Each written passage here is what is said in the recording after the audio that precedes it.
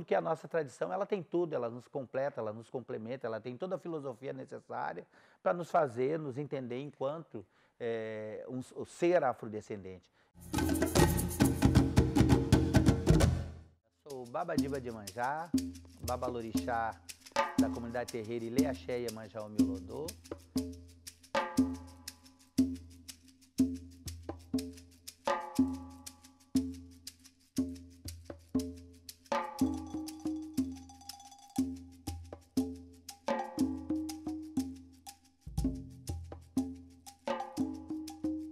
Eu nasci no dia 24 de dezembro de 1963, filho do Flávio Martins e da dona Maria Helena Ferreira Martins, ambos já falecidos. Minha mãe era servente, meu pai era pedreiro, azulejista. Quando eu era criança, eu era sempre fui muito fanático pela religião africana. Quando eu me criei no Santo Agostinho, tinha uma umbanda que era tipo uma umbanda de Omolocô ali da Madrinha Lúcia, né, que era a grande baluarte ali da Vila Santo Agostinho. E aí cantava aquelas músicas mescladas, algumas em português e outras em iorubá. Na época eu nem sabia que era iorubá, né? Hoje eu sei que é. Então era em iorubá. E ali as pessoas incorporavam, minha mãe incorporava ali. E eu com 7 anos de idade eu recebi o Ogum da Lua.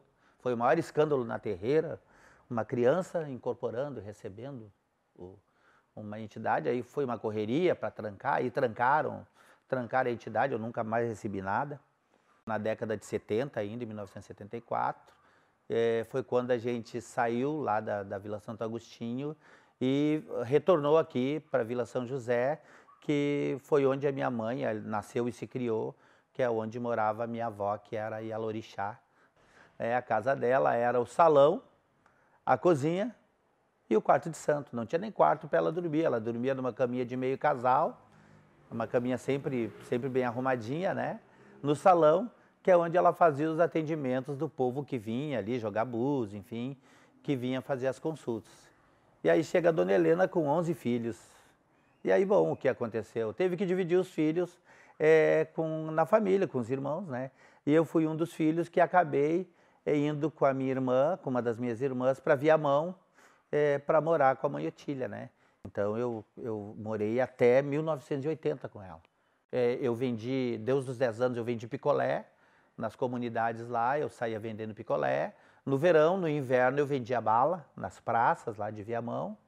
E também ajudava a plantar, que a minha mãe Otília mora numa chácara até hoje, né? Mas naquele tempo a gente plantava para levar as verduras para a Ceasa. E aí, com o falecimento da Mana, a família concordou que sim, a mãe deveria então morar na casa que era da minha avó. Aí aquele salãozinho ela dividiu em 4, e aí começou a arrecadar os filhos, né, que estavam todos espalhados.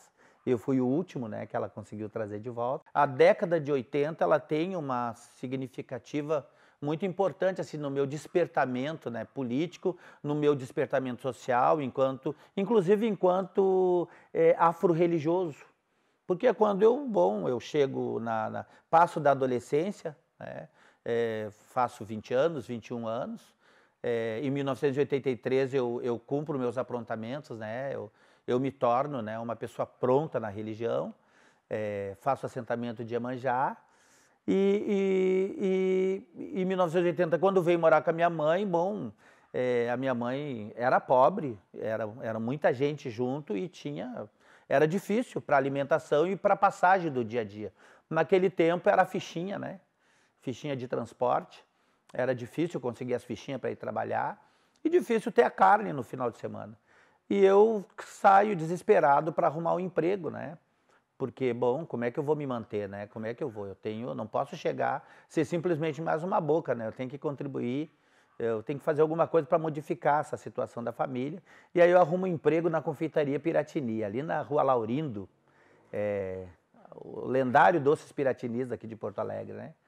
Foi o lugar que eu trabalhei por 4 anos, né?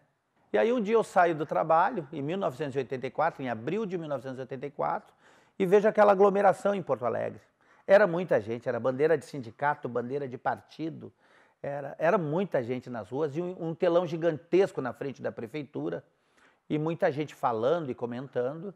E aí eu entendi que era a festa das mudanças. E aí eu via muitas faixas, direta já. o povo brigando por eleições diretas, né? E eu disse, gente, mas o que é isso, né? Imagina que isso era 1984, eu já tinha 21 anos, já ia fazer 21 anos, e eu ainda não tinha me despertado, né? Eu já votava, já era eleitor, e não tinha nenhuma consciência de cidadania, do poder do voto, do que o meu voto poderia fazer diferença como transformação social. Em 1989, eu ainda não me entendia enquanto um cidadão negro, muito embora uma vez a minha avó tinha perguntado para mim o que eu era, né? E eu dizia, eu sou branco, né? E aí ela me disse, né? Olha, se tu não sabe o que tu é, a sociedade lá fora vai te dizer, né? Mas eu vou te dar uma pista. Passou das 6 horas e à noite. Me envolver ali nas questões raciais, né? Perceber a diferença que existia entre negros e brancos no Brasil, que os negros trabalhavam em subemprego. E aí eu comecei a entender que, bom, eu trabalhei na confeitaria Piratini e 100%, né, das pessoas que trabalhavam comigo eram negras. E a partir daí eu comecei a ter uma consciência e entender que eu tinha que fazer alguma coisa para diferenciar, né, para ajudar a tentar constituir a cidadania desse povo, do meu povo. A gente começa a entender que aquele espaço de terreiro deveria ser um espaço, né, de inclusão social, deveria ser um espaço mais do que para simples culto, mas onde a gente pudesse também buscar conhecimento, né, sobre a nossa tradição, sobre a tradição de matriz africana, sobre o batuque, enfim, sobre a capoeira e toda essa herança, né, que o nosso povo negro trouxe para o Brasil a partir do processo de escravidão.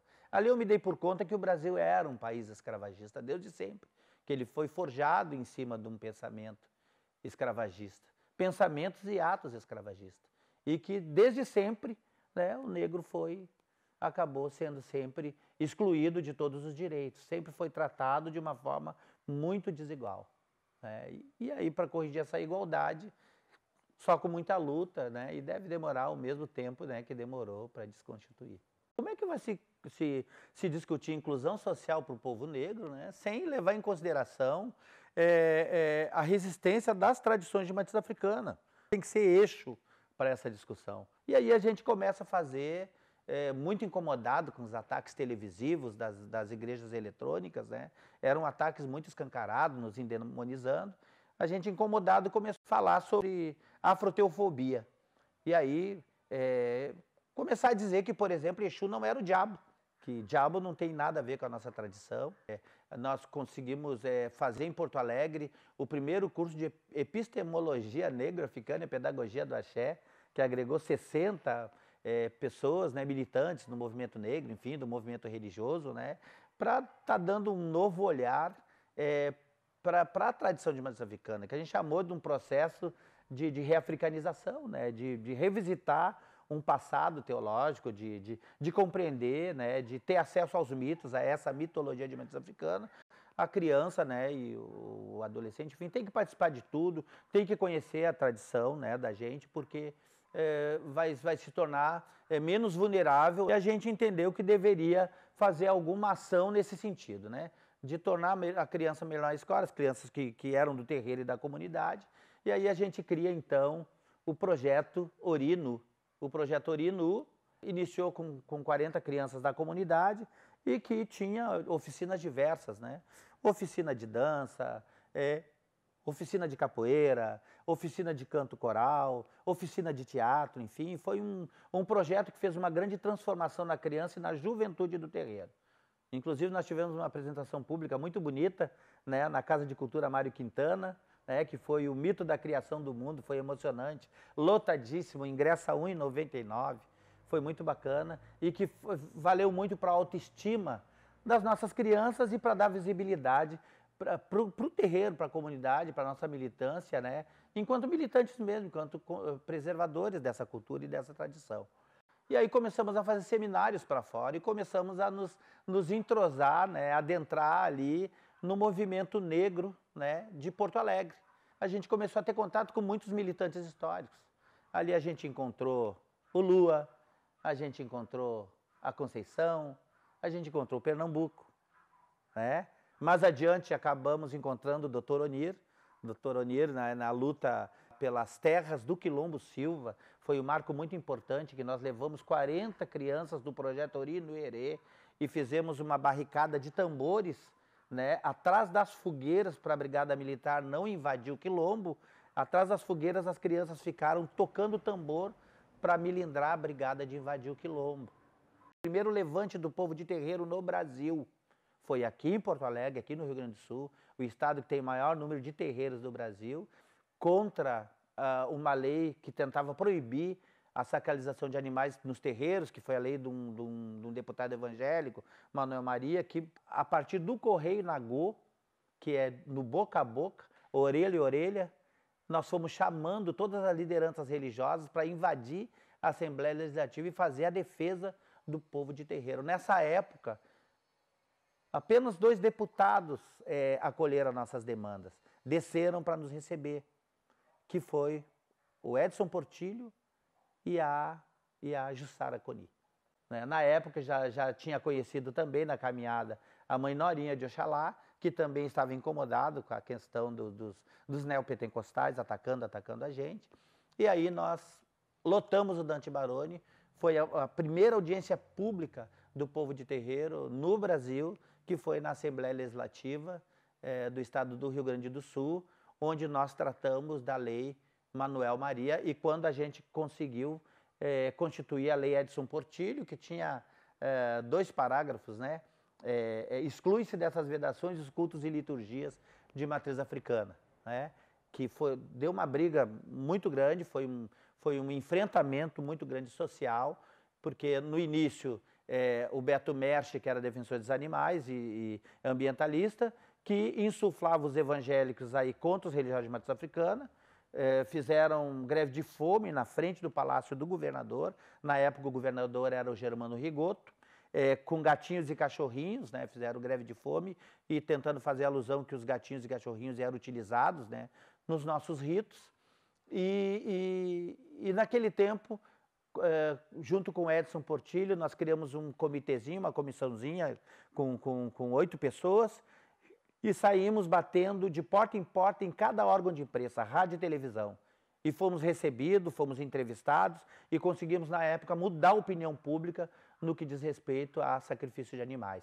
Participamos de debates, inclusive com Lazier Martins, no programa aquele das 11 horas da noite, fazendo enfrentamento, né, dos defensores de animais. Enfim, conseguimos vencer no estado do Rio Grande do Sul.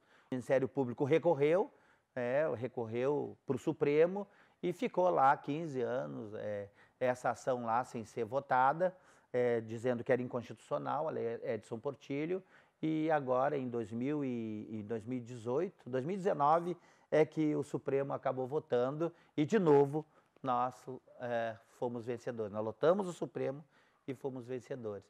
Nós nos tornamos ali figuras sem perceber, né? Não tinha a menor intenção de ser grandes lideranças com notoriedade, enfim. A gente simplesmente saiu fazendo, saiu pautando, entendemos que podíamos fazer um enfrentamento qualificado com o poder público, seja ele policialesco, seja ele legislativo, seja ele judiciário. Nós aprendemos a fazer isso, nós aprendemos a dialogar, nós aprendemos a fazer mobilização. Começou uma série de seminários, constituímos a CEDRAB, Congregação em Defesa das Religiões Afro, que a mãe Norinha foi a presidente e eu vice-presidente. E aí, como o Edson Portillo, né, que era uma figura que era militante ali do MNU, ele acabou capitaneando o movimento religioso para dentro do movimento negro unificado, junto com o Emir Silva, e ali o MNU ali acabou fortalecendo a nossa luta. Foi quando nós conseguimos unificar o movimento contra o racismo religioso, contra a intolerância religiosa na época, com o movimento negro, né, que combatia o racismo geral. E o Dr. Édio, ele acabou descobrindo que aqui uma mulher negra e de terreiro estava ali reivindicando que o casamento dela, que foi certificado por uma federação das regiões de matriz africana aqui, pela Afrobras, que fosse reconhecido pelo judiciário. E quando ela apresentava o certificado e as fotos dela, os juízes riam, os advogados riam e diziam que não era um casamento reconhecido.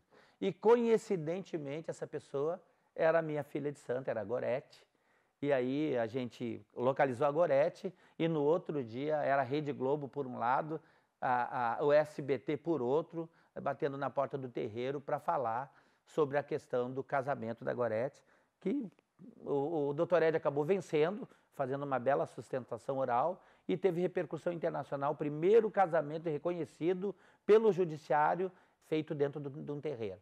Né, a gente fez o enfrentamento, por exemplo, a mãe Ducha, né, de Oxum, lá de Rio Grande, tinha sido condenado à cadeia por tocar tambor. Né? Um vizinho se incomodou com os barulhos de tambor, forjou um abaixo-assinado e acabou denunciando ela na cidade de Rio Grande. E a mãe Ducha não aceitou assinar o TAC, termo de ajuste de conduta, e o juiz entendeu que era desacato à autoridade, embora fosse claro que a gente não é obrigado a assinar o TAC, e acabou, né, dando voz de prisão ali para a mãe Ducha e tal. E aí o doutor Edio, mais uma vez a nosso pedido, assume, né, a questão da mãe Ducha e acaba revertendo. A gente fez uma mobilização, vigília no fórum, né, o pessoal da capoeira teve uma importância bem grande ali e acabamos ganhando. Essa coisa de perceber, né, que o terreiro deveria ser um espaço de que tivesse uma interação maior assim com a comunidade, que pudesse dialogar mais com a comunidade do entorno e também essa busca, né, de aprofundar o conhecimento sobre a teologia, sobre as práticas, né, os valores civilizatórios de matriz africana em si, nós acabamos transformando a partir, né, de uma consulta, né, com a entidade que se manifesta em mim, que é o Vovô Cipriano da Angola, tornar a festa de Preto Velho uma festa maior. Foi uma experiência tão bacana, porque foi um dia de discussão, né, de discussão política, né, sobre o racismo, né, que a gente pautou o racismo e a negritude. Foi tão bacana, foi tão forte e foi tão bem acolhido por estudantes, pesquisadores, intelectuais assim do movimento negro de Porto Alegre e religioso, que nós, no outro ano, a gente começou a fazer uma mostra de cultura. E o Rigongo hoje está na 21ª edição, né, uma mostra de cultura reconhecidíssima, né, que tem até repercussão nacional depois da premiação do Humberto de Maracanã. Nós também recebemos uma premiação importante no Rio de Janeiro, reconheceu não só o Rigongo, mas o projeto Ori no Herê e diversas ações, né, como militantes que nós realizamos, né, enquanto organização já africanamente também, Comunidade Terreira Ilhéxé e Iemanjá Milodô, que sempre teve uma parceria, né? Um sempre foi a extensão do outro. Então, uma das ações muito importantes aqui no terreiro, a partir do reconhecimento do terreiro enquanto espaço, né, de interação social, foi esse programa de cestas básicas que a gente acessou, a partir do MDS, e que nós cadastramos 200 famílias para receber essas cestas básicas. E 100 famílias recebiam. 100 famílias recebiam e 100 ficavam na fila de espera. Para que isso não ficasse um programa assistencialista, nós engendramos um processo de amadurecimento político, de formação sobre a questão da violência doméstica, dialoga com machismo, com racismo e uma série de outras coisas, da assessoria jurídica para o pessoal, né? Ver o papel, né, da mulher negra, das mulheres em potencial, de diversas faixas etárias, né, que já defendiam, né, as suas famílias. Aí eu acabo lembrando sempre da minha mãe, que chegava a época de Natal e de Páscoa, ela nos levava, era aquela fila de criança com ela nos levava lá para os portões da Brigada Militar, onde ela trabalha, para receber as cestas básicas lá, que ela recebia e que era uma mão na roda, né, para a situação, né, que a gente vivia, né, de vulnerabilidade social, né, no campo da fome, da alimentação, enfim. Então foi muito importante, né, o programa de cesta básica, o projeto AGEUMBO, que a gente desenvolveu aqui no terreiro e que inspirou muitos outros terreiros, né, para fazer. 10 anos. Enquanto durou a política de cestas básicas, né, enquanto durou, ele acabou sendo esvaziado no final do governo Dilma. A partir da marcha, né, pela vida e liberdade religiosa, né, nós começamos a trazer diversas pautas, né, de luta do povo de terreiro. Uma das primeiras pautas foi a constituição de uma delegacia especial, né, que atendesse casos de intolerância religiosa pela dificuldade que a gente tinha de registrar a própria ocorrência, né, e de configurar como racismo religioso, porque ali na polícia, quando a gente registrava, já saía ali como briga de vizinho. Um vizinho que implicou com o barulho do meu tambor. Mas não era o meu tambor, era o tambor das religiões de matriz africana. A discussão teria que ser muito maior, inclusive da esfera federal, quando se trata de religião, né? De assuntos de religião. Essa delegacia ela acabou sendo conquistada, né, no ano passado, né, que o governador agora atual ali designou, né, uma delegada ali especial para assuntos de racismo religioso e de racismo em geral e tal. O Tarso Genro constitui ali um conselho, né, que é um conselho de notáveis, né, que iriam ali assessorar ele a governar. E aí não escolhe um bispo e não nomeia ninguém de terreiro. Isso nos incomodou. Então, quando o Tarso Genro resolveu nos receber, aí a gente, participava do movimento ali de discussão política com o professor Jairo Pereira de Jesus, que estava nos ajudando a pensar, inclusive estratégias da marcha. E ali alguns pensadores conosco, ali a Reginete Bispo, a Claudete de Sapatá. E aí a gente começou a pensar, bom, de que forma a gente poderia sensibilizar o Tarso Genro, né? E aí nós constituímos uma carta, né? A carta, né, do povo de terreiro para o Tarso Genro, uma carta de 3 páginas, e que com linguagem bem rebuscada, uma linguagem acadêmica pesadíssima, em que nós lemos, ele nos recebeu de forma reservada, e nós lemos como um jogral. Cada um leu um trechinho da carta, eu, Mãe Vera e Mãe Sandrali. E essa carta trazia 3 reivindicações. Primeiro, a criação de uma Secretaria de Igualdade Racial, que até então o governo, né, Tarso Genro não tinha e não teve, né, tinha só um núcleo, uma coordenadoria, né, que disponibilizasse uma cadeira no C10 para uma autoridade de matriz africana, e que constituísse um conselho, né, de direitos sociais para o povo de terreiro.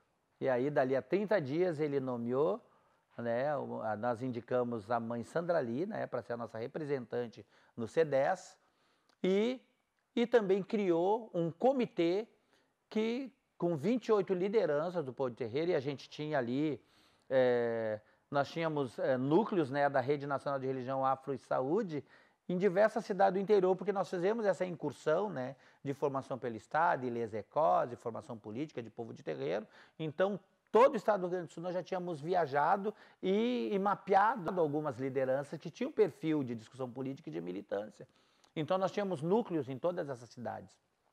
Então, foram 28 lideranças, né, inclusive do interior, que acabaram constituindo o Comitê do Povo de Terreiro, que foi criado por decreto pelo governo Tarso Genro, em seguida, depois dessa reunião, almoço que nós tivemos com ele, em que ele ouviu e recebeu a nossa carta.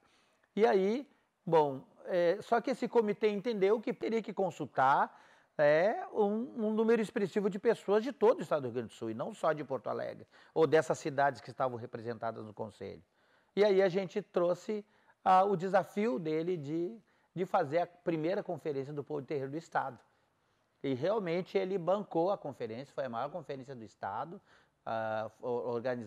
realizada, né, no Hotel Embaixador, com todas as secretarias de governo, com 750 lideranças do povo de terreiro, 500 delegados, né, nós fizemos conferências em diversas cidades do interior e algumas regionais também para tirar os delegados, né, foi um trabalho muito intenso, que acabou consolidando o Conselho do Povo de Terreiro, que elegeu ali os membros do Conselho, e esses membros, né, do Pleno, que acabaram me escolhendo enquanto presidente, né, do Conselho do Povo de Terreiro, o pai Sidney de Santa Maria, como vice-presidente, e a mãe Sandrali, enquanto secretária executiva do Conselho.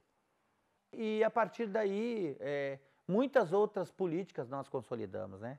Nessa inserção ali, nessa discussão com o Conselho, na época da Cida Bento, nós conseguimos trazer 800 cestas básicas e constituímos o primeiro fórum de segurança alimentar do Brasil, que foi aqui em Porto Alegre, junto com a mãe Vera Soares, que foi o Forma, né? O Forma RS, que se reunia na sala 10 do Mercado Público, semanalmente. Ali muitos militantes políticos do povo de terreiro nós formamos, pessoas que se arvoraram depois a se candidatar a vereador nas cidades aí do interior do estado.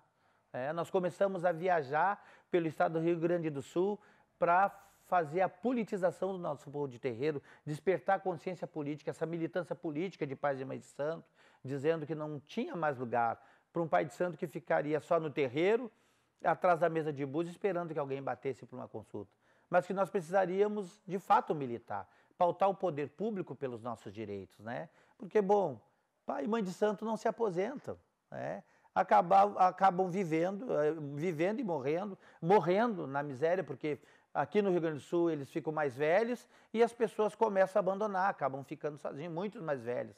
Nós tivemos essa história. O exemplo disso foi o mestre Borel, que a gente acompanhou toda a trajetória dele, uma grande liderança, uma pessoa, aliás, em quem eu me espelho muito, né, que eu tenho grande admiração. Não é à toa que eu tenho aqui um cartaz dele direto aqui, que eu participei, eu fui co-diretor do vídeo, né, que contou a história da vida dele. Então a gente precisou começar a pensar nisso. Bom, como é que a gente faz para se aposentar? Como é que a gente faz para garantir, né, que os nossos mais velhos tenham uma vida de qualidade? Nós ficamos com uma relação bem bacana ali com eles, né, com o movimento negro, com o movimento negro unificado, inclusive com o negro, que na época era o Antônio, né, que era o presidente da UNEGRA aqui no estado do Rio Grande do Sul. Inclusive eles assinaram, né, todas as ações ali judiciais que a gente entrou, né, a ação direta de inconstitucionalidade, enfim, eles que assinaram conosco, inclusive a lei do Manuel Maria, a lei dos animais, o MNU e a UNEGRA assinaram conosco, enfim, até a própria questão ali do casamento da Gorete, né, eles acabaram entrando ali também como testemunha. Também teve a questão das cotas na URGS, né, que o Conselho, né, iria colocar em pauta o consumo, né, a cotas na URGS, e foi muito difícil, porque a manifestação de cada membro do consumo foi, vou te contar uma coisa, né, de racismo, né, muito antes da abolição da escravatura, né, as manifestações ali de catedráticos, né, de pessoas que estão ali para tocar a educação, né, num órgão, né, que é federal, uma universidade pública federal. E aí, bom, nós fomos para lá, eu fui para lá, fomos também, as crianças do projeto Orindo Herê foram fazer vigília, bater tambor, o Africanamente estava lá também. E eu participei ali, conseguimos entrar a partir de pressão do Dr. Onir, eu entrei enquanto liderança de matriz africana para assistir a votação, e ali nós conseguimos ganhar, né, em 2006, a política de cotas para a universidade pública, né, Universidade Federal do Estado do Rio Grande do Sul, aqui no estado do Rio Grande do Sul. E fizemos o reitor da URGS dançar alujá no saguão da reitoria. Entrar na roda e dançar alujá, que foi uma questão emblemática. Inclusive, se não me engano, é a foto que apareceu na capa da Zero Hora naquele ano, quando a gente conquistou. E eu jamais ia imaginar, quando eu entrei nessa luta, eu entrei pensando na nossa juventude. Eu não pensei em que eu talvez pudesse me beneficiar dessa política, né, de cotas.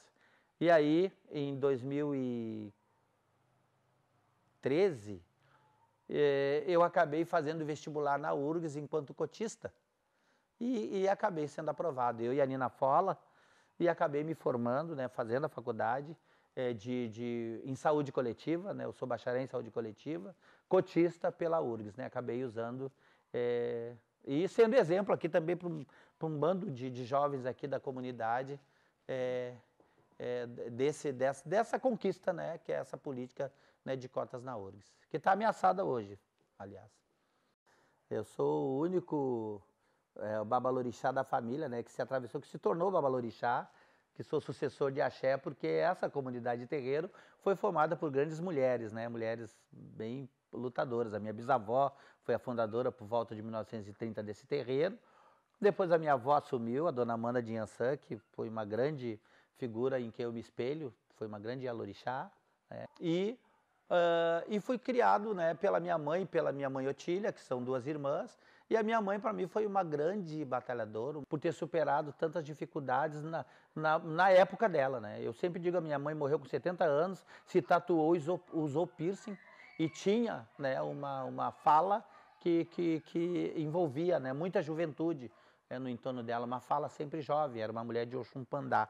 E a minha mãe Otília, que hoje está com 88 anos, né, que até hoje me inspira, né, que eu me sinto forte porque ela ainda continua do meu lado, né?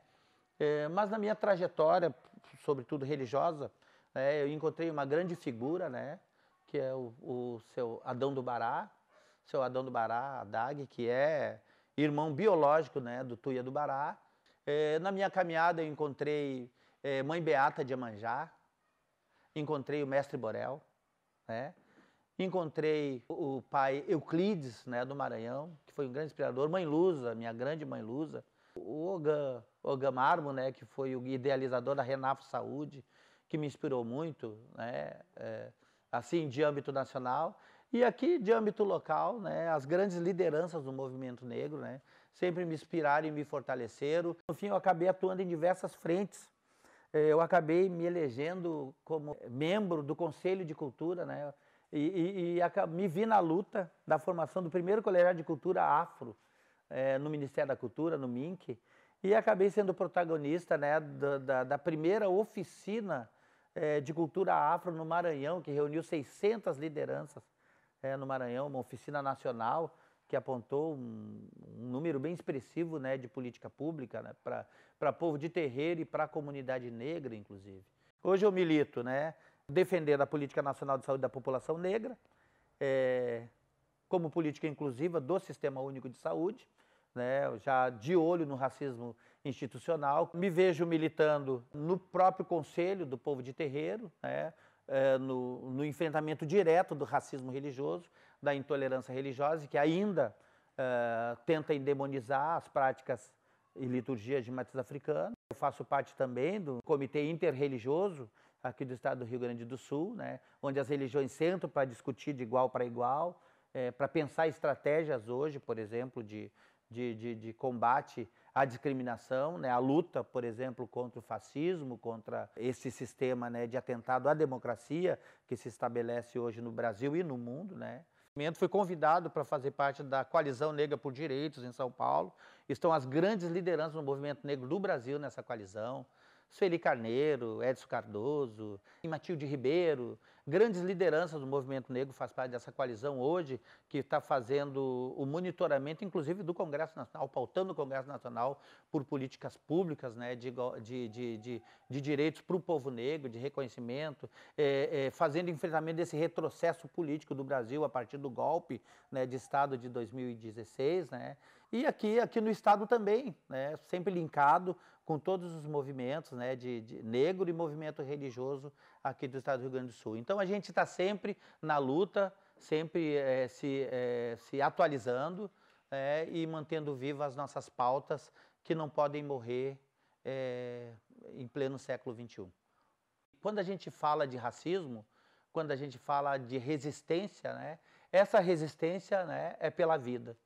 Porque nós temos hoje um genocídio do nosso povo mais do que nunca em curso, né, por esse modelo de governo que está aí, né, que está matando o povo preto, né, diuturnamente, hoje usando, né, da própria epidemia, né, do coronavírus para consolidar, né, esse processo de genocídio e dizer que vidas negras importam e nós precisamos lutar para mantê-las. Axé. Tem uma pessoa que eu não citei, que eu acho que seria injusto não citar, né, na minha construção religiosa, que é o Bino de Ogum, o Silvio Brito, que foi o cara que me ensinou esse cântico, que é o Sandinarauê, que é um cântico que marca muito a minha trajetória religiosa. Que é assim, é um cântico para sapatá, é um cântico de saúde, um canto de equilíbrio, né, que diz assim: Sandinarauê, Sandinarauê, sapatá e soboê, Sandinarauê, ô, Sandinarauê, Sandinarauê, Sandinarauê, sapatá e soboê, Sandinarauê, ô, Sandinarauê, Ogum dire mata mata juabarilê, Ogum dire mata mata juabarilê, olele o baba orixá, Ogum lami diareu, olele o baba orixá, Ogum lami diareu, te passou e te curou, te passou e te curou, e mandou a ganga, ô, e a ô, e a ô, te passou e te curou, te passou e te curou, e mandou a ganga, ô, e a ô, e a ô, ô sureba e sum sum aê, ô sureba e sum sum aê, e a ô, e a ô, Sandinarauê, Sandinarauê, sapata e soboê, Sandinarauê, ô, Sandinarauê, Sandinarauê, Sandinarauê, sapata e soboê, Sandinarauê, ô, Sandinarauê.